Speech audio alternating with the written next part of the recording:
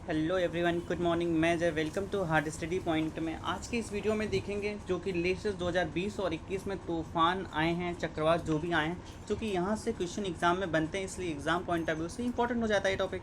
तो हाल ही में जो तूफान आया था, टोकेटी तूफान चक्रवात, किस देश को सबसे अधिक प्रभावित किया? तो ये भारत को सबसे अधिक प्रभावित किया और भारत के 5 स्टेट्स इसके चपेट में आए हैं: केरल, कर्नाटक, गोवा, महाराष्ट्र, गुजरात। ठीक है, तो इसकी उत्पत्ति, इसकी डिटेल फुल देखेंगे, क्योंकि क्वेश्चन यहाँ से भी बनता है। ठीक है, कि इसकी उत्पत्ति कहाँ से हुई थी, नामकरण किस देश ने किया था।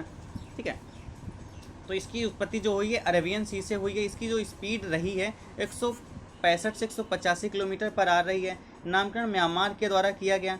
ठीक है, 2021 का ये पहला चक्रवात है और सर्वाधिक जो स्टेट प्रभावित हुए हैं केरल, कर्नाटक, गोवा, महाराष्ट्र, गुजरात। ठीक है, अब इसको मैप से कैसे देखते हैं? जो अरेबियन सी में जो तूफान आता है वो इस तरफ के स्टेट्स, जो कोस्ट स्टेट है, इनको प्रभावित करता है।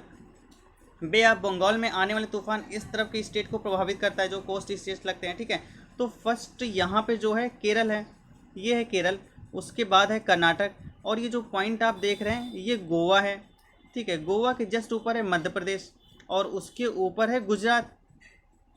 ठीक है, तो जो इस साइड के जो भी तूफान आते हैं ये 5 स्टेट को ज़्यादा ही हिट करते हैं। और नेक्स्ट अगर देखेंगे बे ऑफ बंगाल में जो तूफान आते हैं तो वो इस तरफ के स्टेट को प्रभावित करते हैं। यहाँ पे देखते हैं कौन सी स्टेट है, ये है तमिलनाडु, उसके जस्ट ऊपर है आंध्र प्रदेश, और उसके जस्ट ऊपर है उड़ीसा, और उसके जस्ट ऊपर है पश्चिम बंगाल। ठीक है, तो इधर जो भी तूफान आते हैं वो इस तरफ के स्टेट को प्रभावित करते हैं। तो अगर यहाँ पे आप क्वेश्चन ये होता है, दो क्वेश्चन यहाँ पे क्लियर हो जाते हैं। अगर ये पता हो कि किस महासागर में तूफान आया था तो वहाँ से स्टेट कंफर्म हो जाएगा, और अगर स्टेट पता हो किस स्टेट को प्रभावित किया तो वहाँ से पता चल जाता है कहाँ से इसकी उत्पत्ति हुई है, क्योंकि यहाँ से भी क्वेश्चन बनते हैं। अब देखते हैं नामकरण की पद्धति कब से शुरुआत हुई। तो जो तूफान आते हैं पहले तो आते थे, चले जाते थे, तब तक उनका अस्तित्व तो रहता था। जाने के बाद उनकी कोई पहचान नहीं रहती थी, कोई लिखित में कोई डेटा नहीं रहता था। तभी से इनके नामकरण की पद्धति की शुरुआत की गई 2004 से। ठीक है, अब बात आती है कि इनका नामकरण करता कौन है, कोई ऑर्गेनाइजेशन है या सभी देश या विश्व के कोई देश। ठीक है, तो इनका जो नामकरण होता है अरब सागर और बंगाल की खाड़ी में आने वाले तूफानों का नामकरण 8 कंट्रीज मिलकर करती हैं। कौन कौन सी? Bharat, Bangladesh, Pakistan, Sri Lanka, Maldives, Myanmar, Oman, Thailand. और ये 8 कंट्री ऐसी हैं कि जो कि भारत के साथ अपनी सीमा बनाती हैं। ठीक है, तो कौन कौन सी? पहले तो ये है श्रीलंका, ये है म्यांमार, ये है थाईलैंड, ठीक है, ये है पाकिस्तान, ये है ओमान। ठीक है, तो 8 कंट्रीज ही इनका क्या कहते हैं नामकरण करती हैं। नेक्स्ट 2004 में जो नामकरण किया गया था उस टाइम का सबसे पहला तूफान कौन सा था जिसका नामकरण किया गया था? तो 2004 का जो नामकरण किया गया था ओनिल नाम का तूफान आया था, जिसका नामकरण बांग्लादेश ने किया था।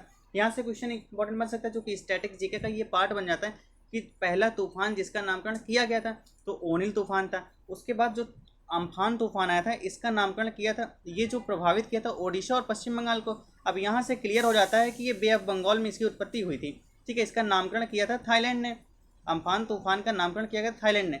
ये क्वेश्चन अभी हाल ही में एनटीपीसी एग्जाम में पूछा गया था। ठीक है, बुलबुल तूफान जो कि आया था प्रभावित किया था ओडिशा और पश्चिम बंगाल को, और पश्चिम बंगाल ओडिशा को प्रभावित करने का मतलब है कि ये बंगाल की खाड़ी में उत्पत्ति हुई थी इसकी, और पाकिस्तान ने इसका नामकरण किया था। अब इसको ट्रिक से कैसे रिलेट करेंगे?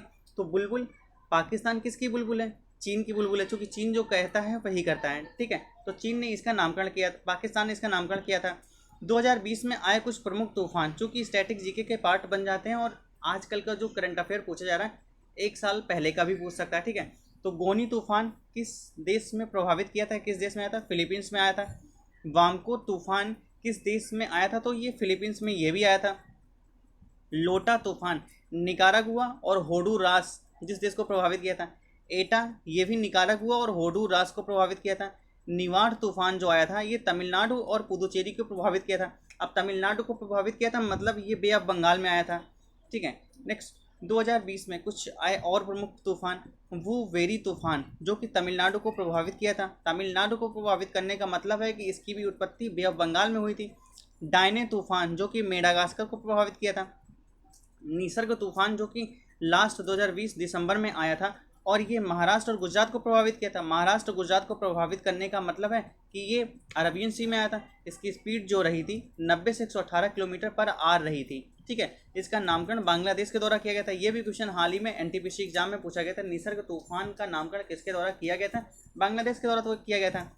2019 में कुछ इंपॉर्टेंट तूफान जो कि आए थे, वायु तूफान गुजरात में आया था, डोरियन तूफान बहामास में आया था, हागी बिस तूफान जो कि जापान में आया था, ठीक है। क्रोशा तूफान ये भी जापान में आया था। फोनी जो कि बहुत ही ज़्यादा तबाही मचाया था, ओडिशा में आया था। और इसकी उत्पत्ति कहाँ से हुई थी? बे ऑफ बंगाल से हुई थी। नेक्स्ट, अब इनका नामकरण जो किया था किस किस स्टेज पे इनकी स्पीड की एक ध्यान में रख करके इनका नामकरण किया था? तो फर्स्ट आता है डिप्रेशन स्टेज। इसकी जो स्पीड होती है 31 से 50 किलोमीटर पर आवर होती है। नेक्स्ट होता है डीप डिप्रेशन स्टेट। इसकी जो स्पीड होती है 51 से 61 किलोमीटर पर आवर की होती है, ठीक है। अब आता है साइक्लोनिक स्टॉर्म, ठीक है। इसकी जो स्पीड होती है 63 से 88 किलोमीटर पर आवर होती है। नेक्स्ट, सेवर साइक्लोन स्टॉर्म, ठीक है। इसकी स्पीड होती है 89 टू 180 किलोमीटर पर आवर होती है। Very extremely severe cyclone storm, इसकी जो स्पीड होती है 119 से 200 किलोमीटर पर आवर होती है। सुपर साइक्लोन स्टॉर्म, इसकी जो स्पीड होती है more than 200 kilometre per hour, मतलब इसकी स्पीड 200 किलोमीटर पर आवर से अधिक होती है। Next, thanks for watching guys. आप चैनल पे नए हैं तो चैनल को सब्सक्राइब करें, वीडियो को लाइक और शेयर करना ना भूलें। वीडियो से रिलेटेड आपको कोई सुझाव हो तो कमेंट सेक्शन में ज़रूर बताएं।